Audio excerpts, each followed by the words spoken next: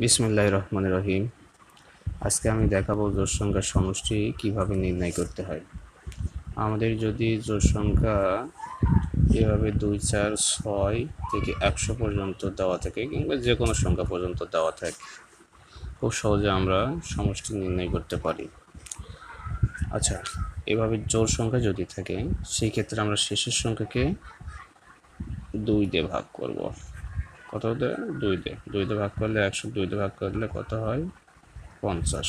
আচ্ছা, যে ভাগ করার পর যে সংখ্যাটা আসবে এই সংখ্যার সঙ্গে আবার 1 যোগ করে দেব। এই 50-এর সঙ্গে 1 যোগ করে দিলে হয় কত? 51।